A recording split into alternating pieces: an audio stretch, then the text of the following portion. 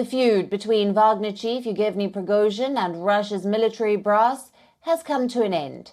Heavily armed Wagner Group, who advanced almost 200 kilometers to Moscow, halted their approach.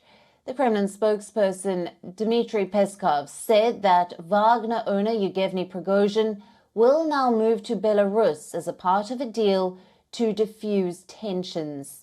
He further added that the criminal case that had been opened against Prigozhin for armed mutiny would be dropped. Now, this came after Belarusian leader Alexander Lukashenko said that he had negotiated a truce with Prigozhin, drawing thanks from Moscow. Russian Foreign Ministry released a statement which said, and I quote here, "We warn Western countries against undertaking even the slightest attempts to use the domestic Russian situation to achieve their Russia-phobic goals." The next report by Reuters gives you the details. Mutinous Russian mercenaries who had been surging to Moscow agreed to turn back on Saturday to avoid bloodshed. That's according to the leader of the Wagner private army, Yevgeny Prigozhin.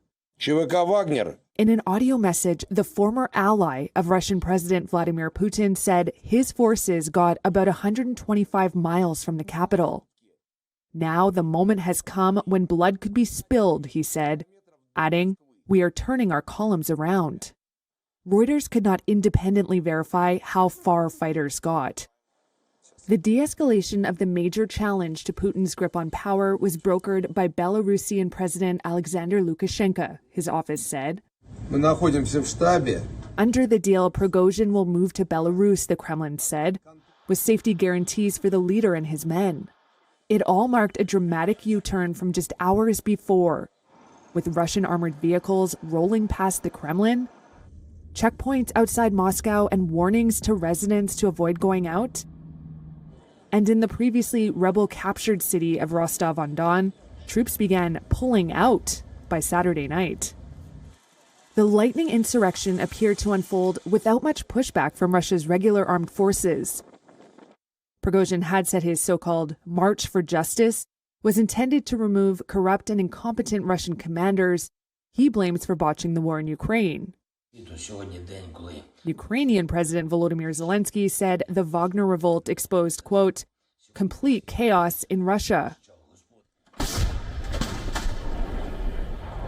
It came just as Kyiv is launching its strongest counteroffensive since the war began last year.